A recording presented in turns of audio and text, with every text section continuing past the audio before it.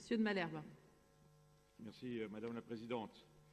Madame la Présidente, Monsieur le Sénateur, Monsieur le Député, chers collègues, mon intervention aura 3 volets. Premièrement, nos questions et mécontentements qui sont en écho à ceux des Ligériens sur certaines prises de position politiques en cette Assemblée. Deuxièmement, notre inquiétude sur les événements récents et l'incapacité des sous-doués en col roulé, comme les ont appelés un hebdomadaire important, qui nous dirige depuis des décades à prendre des bonnes orientations pour la France et la région, sauf évidemment au profit des grosses fortunes, depuis des décades.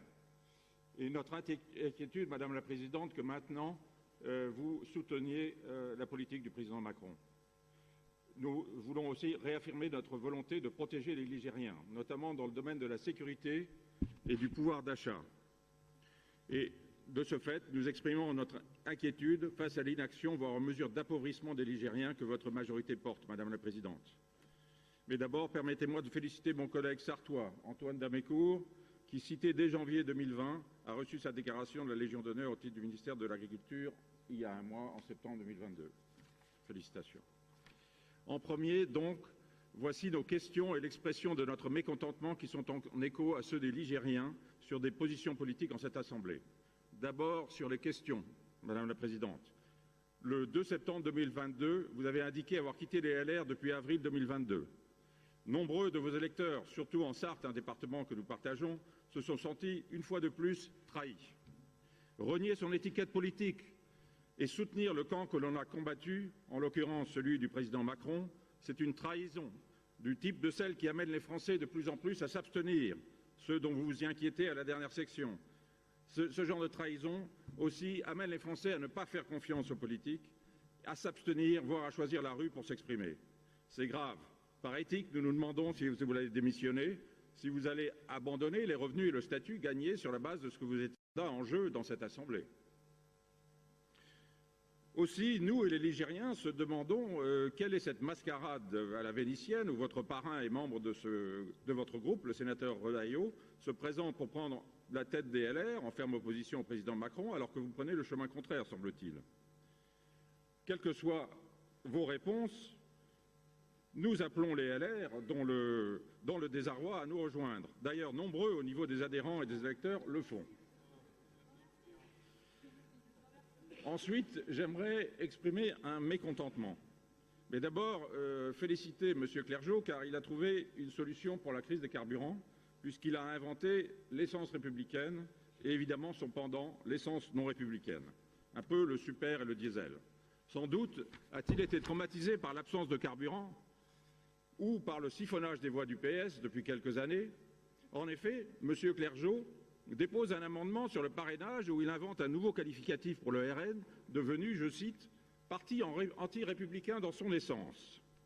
Alors on a eu droit à l'arc républicain anti-RN, on a eu droit au pacte républicain anti-RN, on aura bientôt sans doute droit au parc républicain anti-RN, un parc privé où les sans-dents, comme les insultait le président Hollande, et surtout les 13 millions d'électeurs de Marine Le Pen, ou dans plusieurs circonscriptions de la France, la majorité des électeurs n'auront pas le droit d'accès. Sans répondre plus avant sur ces insanités à ce stade, et M. Clergeau, ce sont des insanités, puisqu'à la fois à l'Assemblée nationale ou dans mon conseil municipal, nous votons parfois ensemble maintenant, et certainement nous travaillons ensemble, en bonne entente et en respectant les oppositions et les positions diverses, sans aller jusqu'à ces exclamations qui ne correspondent plus à rien qui intéresse les Ligériens aujourd'hui. Mais je veux vous dire, Madame la Présidente, que nous protestons quand même contre le fait que vous ayez laissé passer cette phrase dans cet amendement, qui est une phrase insultante et contraire au respect entre collègues élus ici, même d'opinions différentes. Il aurait fallu la refuser ou en refuser la phrase. D'ailleurs, lorsqu'il y a eu ce genre d'incident dans le passé, je me rappelle là, M. Louvrier était intervenu pour empêcher qu'il y ait ces espèces de philosophie historique qui soient mises en avant.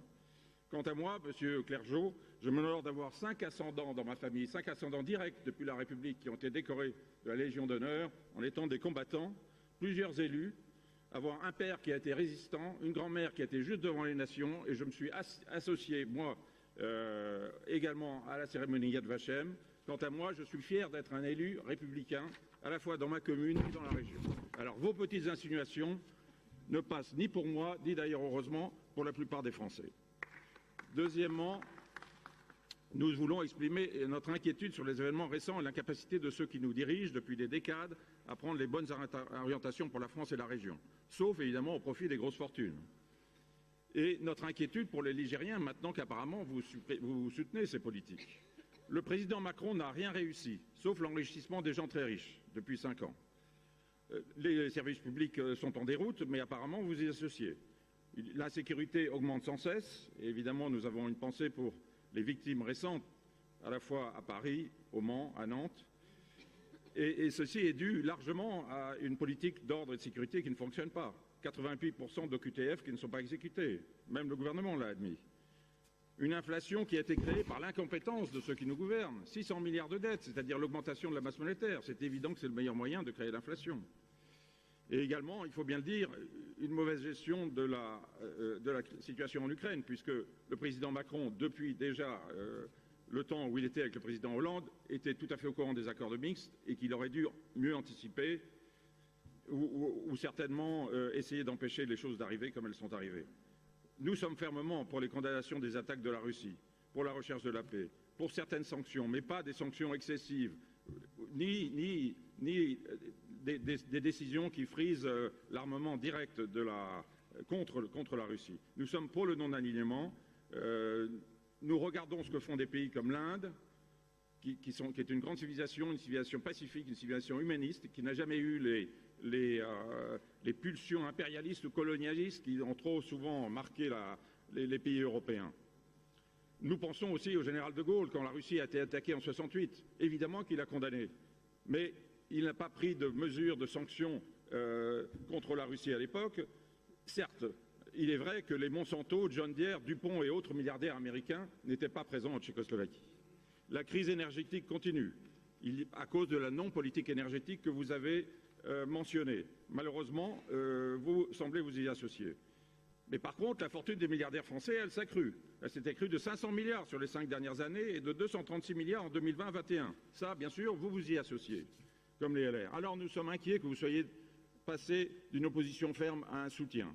Nous souhaitons également que pour la région, vous preniez plus de positions fortes contre le gouvernement, comme récemment M. Rotner, demandant plus d'aide de l'État pour lutter contre la crise du carburant, ou Mme Delga, qui a réduit le prix des transports face à cette pénurie.